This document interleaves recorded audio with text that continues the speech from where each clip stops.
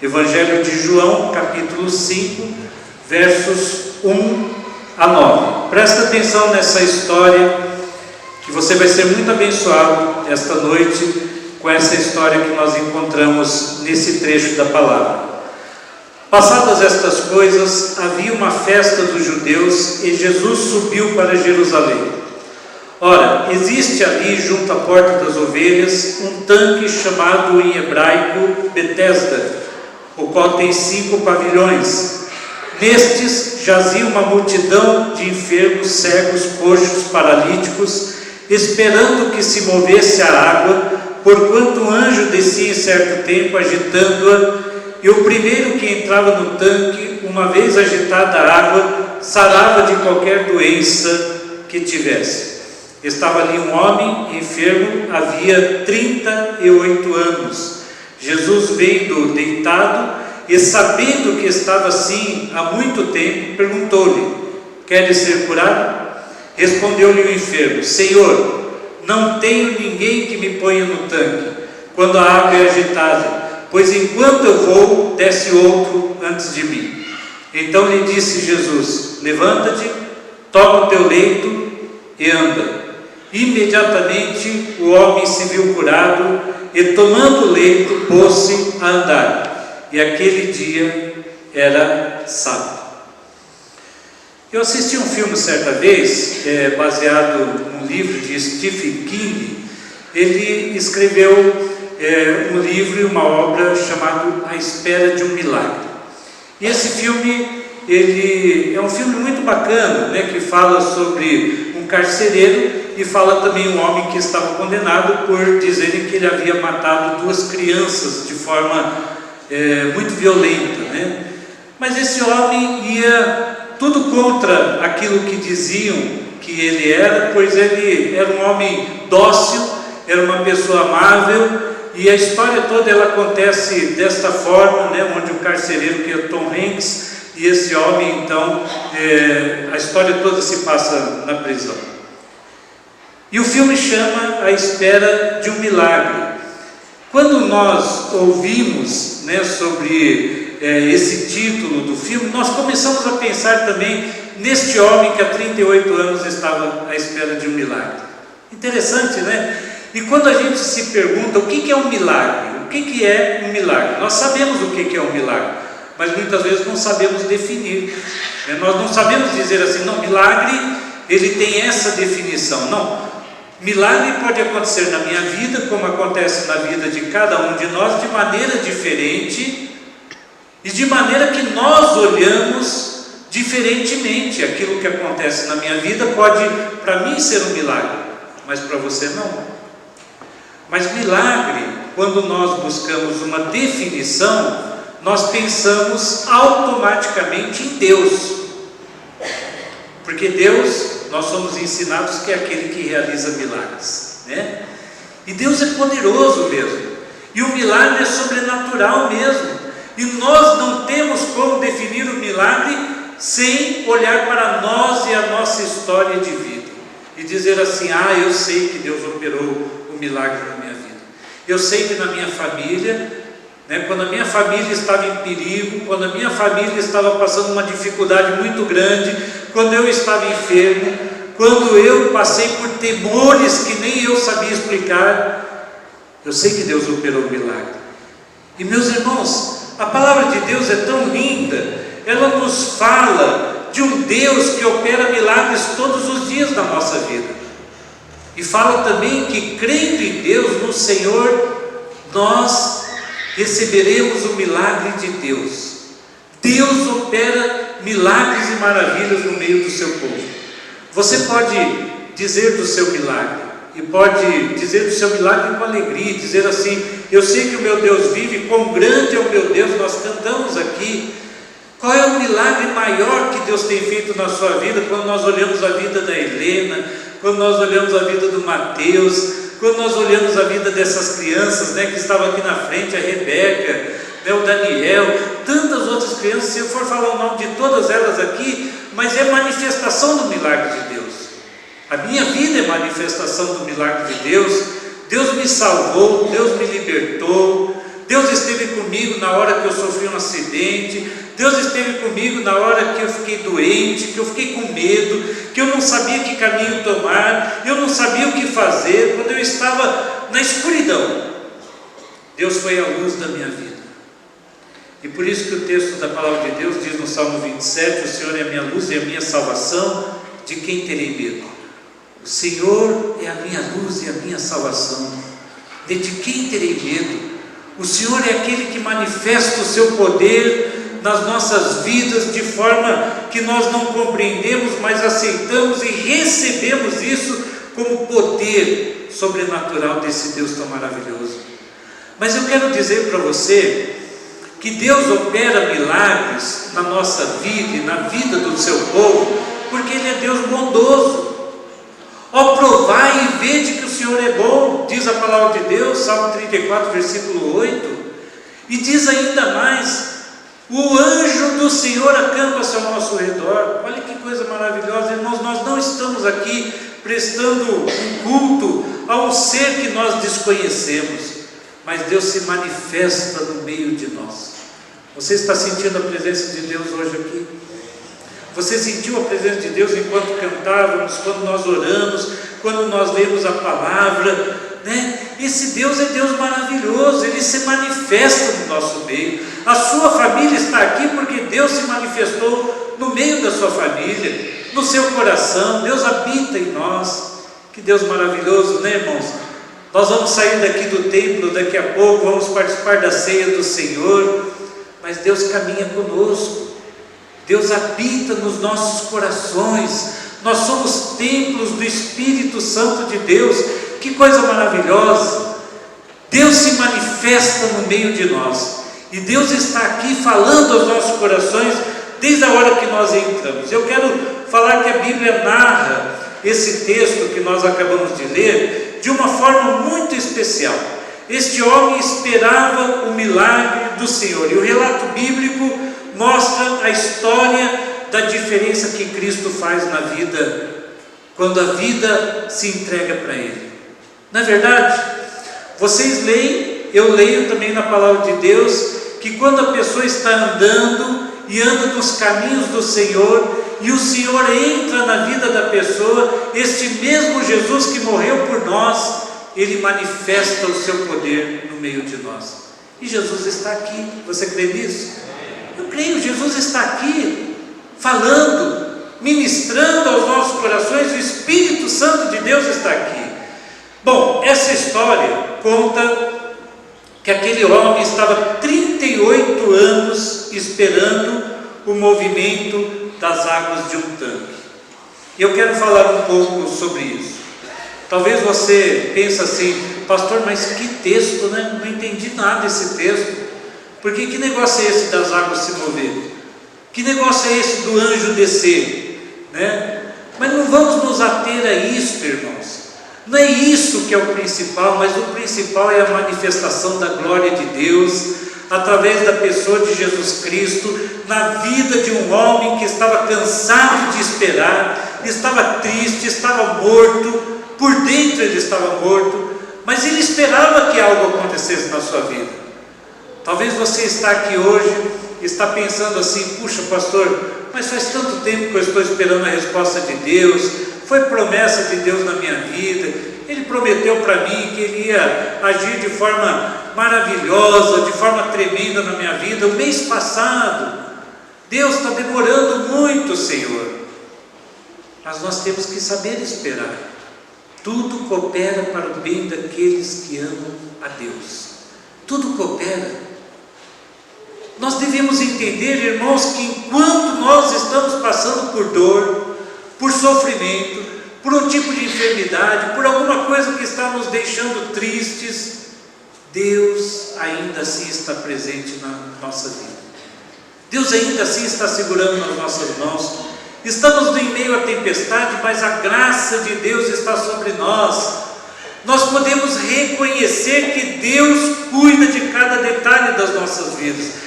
Aquele homem, nós podemos tirar algumas conclusões a partir do texto que nós lemos. À luz da história daquele paralítico, junto a um tanque chamado de Betesda. Nós queremos mostrar por que Jesus faz a diferença. Primeira coisa, guarde no seu coração isso: Jesus é o amigo dos desamparados. Amém? Jesus é o amigo daqueles que estão desamparados. É verdade. Da pessoa que está à margem da sociedade, da pessoa que ninguém dá nada por ela, da pessoa que é um maltrapilho, que é um andarilho, que é um morador de rua, da pessoa que muitas vezes foi traída, da pessoa que está em desespero, da pessoa que está passando por uma crise, seja ela financeira, de relacionamento, seja qual for o tamanho da sua crise. Saiba que Deus é o amigo dos desamparados. E eu vejo Jesus falando com aqueles que eram os mais desamparados pela sociedade, falando com mulheres, falando com corruptos, falando com pessoas que ninguém dava um centavo para essas pessoas. Jesus parava, Jesus fazia um milagre, Jesus olhava para essas pessoas, dizia: olhem para mim, o que você quer que eu faça? Pessoas que eram reconhecidas como amigas de Jesus. Que coisa, né, irmãos? Muitas vezes nós não temos privilégio nenhum na sociedade em que vivemos. Muitas vezes nós nos sentimos desamparados, mas Deus nos acolhe. Estamos ocultos nas mãos de Deus. Ele diz a cada um de nós: você é precioso aos meus olhos, digno de honra, eu te chamei, eu te remi, você é meu. Deus está dizendo isso para você: você é meu, você é meu, eu te chamei. Que coisa maravilhosa, irmãos.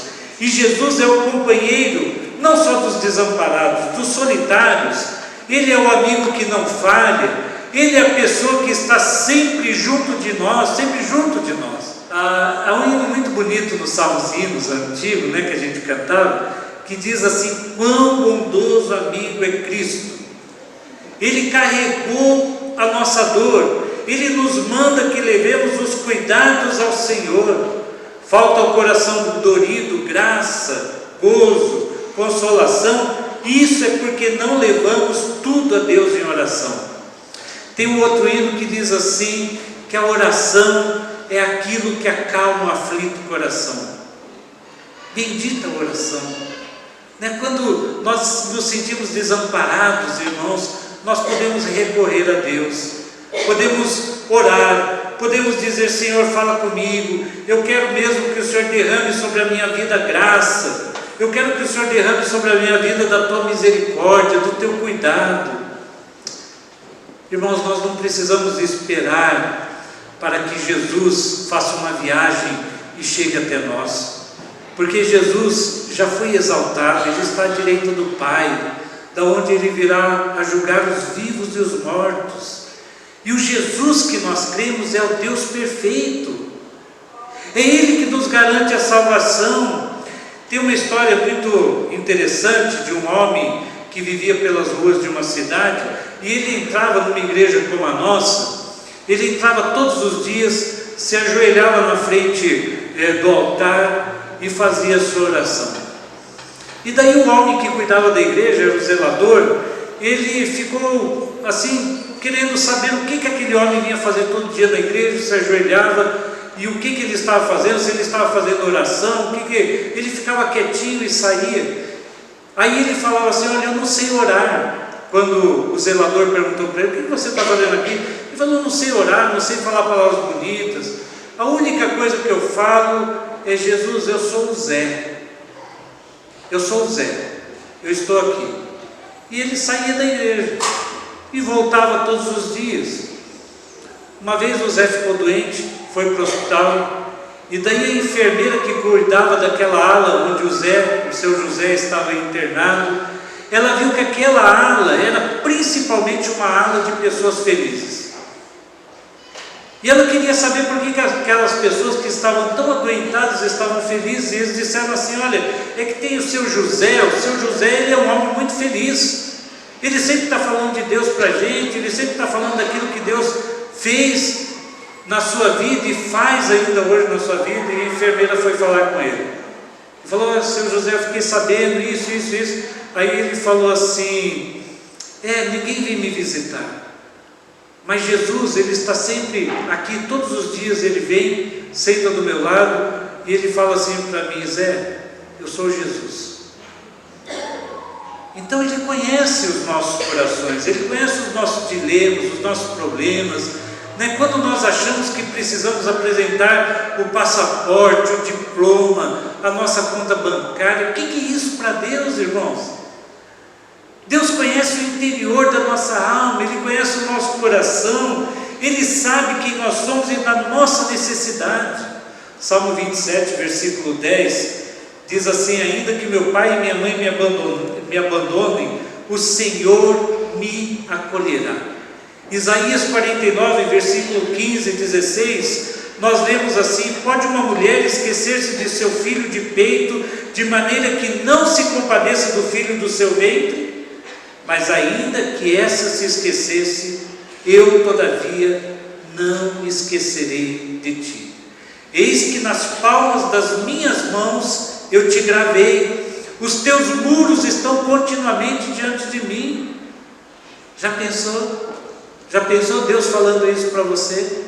E você lendo no Salmo 139, que Deus te conhecia antes que você fosse formado, entretecido no ventre materno, Deus já sabia quem eu seria, meu nome estava escrito no livro de Deus.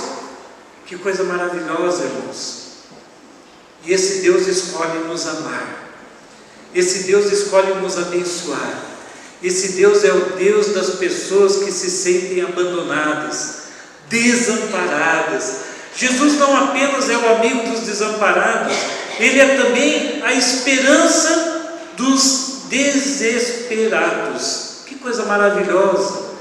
Talvez aquele homem era colocado ali perto do tanque e ele era deixado ali. E aquele homem esperava, não sei por quanto tempo, eu sei que ele estava 38 anos doente, mas eu não sei quanto tempo de fato aquele homem estava esperando para que o milagre maior do que a agitação das águas acontecesse para ele. Porque mesmo que as águas ficassem agitadas, ele não ia se jogar naquele tanque. Eu lembro, os irmãos, que ele era um paralítico, mas Deus conhece aquele que é desesperado por uma bênção, aquele que tem colocado o seu filho, a sua filha, aquele que tem colocado as razões do seu coração diante de Deus, aquele que chora diante de Deus, aquele que diz: Senhor, eu estou desesperado, mas a tua palavra diz que o Senhor age a meu favor, que o Senhor luta por mim, que o Senhor é o Deus que se levanta para me abençoar. Eu quero pedir, Senhor, abençoa minha família, abençoa isto que eu estou colocando nas tuas mãos, porque o Senhor é o Deus da minha vida. Aquele homem, quem sabe, ele deveria estar atento tantas vezes que ele era colocado diante daquele tanque, para ver se alguém ajudava. E talvez ele falava assim: olha, se a água se agitar aí, estão dizendo que um anjo desce, me jogue nesse tanque, por favor. Era dependente, se sentia desamparado, se sentia desesperado, sem poder se mover, as suas chances eram tão remotas, mas Deus manifesta o seu poder através da pessoa de Jesus Cristo naquela vida. E tem um texto muito bonito também em Marcos capítulo 5, que mostra que uma mulher estava 12 anos sofrendo de uma doença terrível, uma hemorragia que não estancava, e aquela mulher, ela gasta todos os recursos que ela tinha para se ver livre daquele mal. Gastou dinheiro com os médicos, com medicamento, e a palavra de Deus diz que ela ia de mal a pior. Deus é o Deus dos desesperados. Talvez aquela mulher estava entrando em profundo desespero, porque ela via que nada acontecia. Mas um dia ela disse assim: eu sei que se tão somente eu tocar nas orlas da veste do meu mestre, eu serei curada. E ela foi em busca do seu milagre. Ela não apenas esperou passivamente pelo milagre, mas ela foi em busca. Por isso que Isaías 55, versículo 6 diz assim: buscai o Senhor enquanto se pode achar, invocai enquanto Ele está perto. Irmãos, nós precisamos correr, nós precisamos buscar a Deus, precisamos orar, precisamos colocar a nossa vida diante do Senhor e dizer assim: Senhor, purifica-me, limpa-me, Senhor, faz um milagre em mim. Eu não sei o milagre que você está esperando, porque nós começamos dizendo no começo da mensagem que o milagre é diferente, para cada um de nós, mas nós sabemos que Deus pode fazer um milagre nas nossas vidas. Não há impossíveis para Deus, não há coisa demasiadamente difícil para Deus. Deus é o autor da vida, foi Ele que nos fez a sua imagem e semelhança, e eu fico imaginando o desespero daquele homem, sabendo que Jesus estava por lá, 38 anos de uma história em preto e branco, mas quando Jesus passa perto dele, a cor chega na vida daquele homem, a alegria chega. Jesus está aqui, você crê nisso? Eu creio, irmãos, que nós não podemos sair daqui sem nada no coração. Nós não podemos sair daqui achando que Deus não fez milagre, que Deus não falou conosco. E Jesus, Ele retira tudo aquilo que impede a nossa visão da fé, visão daquilo que Deus pode fazer, a esperança dos desesperançados. Ele é a esperança para nós. Tem uma outra história também, que a Bíblia conta, de uma viúva na cidade de Naim, e o seu único filho morreu, e aquela viúva, ela segue o cortejo, o seu filho está lá morto, mas Jesus vai ao encontro daquela multidão, ele encosta no esquife, no caixão daquele moço, e ele dá ordem para aquele moço viva. E ele fala para a mulher, a mãe daquele moço, ele fala assim: não chores. Sabe, irmãos, Deus está dizendo também nos nossos corações nesta noite: não chore, crê tão somente, creia em Deus, creia no milagre que Ele pode fazer. Lucas capítulo 7 conta essa história, depois você pode ler do verso 1 ao verso 17. Jesus é a esperança para os desesperados. Jesus intercepta o choro e diz assim: que haja alegria na sua vida. Jesus intercepta a dor e diz assim: que haja alívio na sua vida. Jesus intercepta a morte e diz assim: que haja vida, só Ele pode fazer isso, só Ele pode determinar que as coisas aconteçam. Nós não podemos, mas sob a palavra de Deus nós podemos dizer: eu creio, eu tomo posse dessa bênção, Senhor, eu quero que o Senhor manifeste o seu poder na minha vida. E por último, a história conta que Jesus é a cura para o incurável. Eu olho para esse relato e fico a pensar na situação daquele homem. Eu não sei se alguém já viveu isso na sua família, um diagnóstico de algo que não podia acontecer, de uma doença terrível, e talvez alguém até disse para alguém da sua família que você conhece, disse assim: olha, não tem mais jeito, e determinou o prazo de vida. Olha, você tem 3 meses, você tem 1 ano de vida.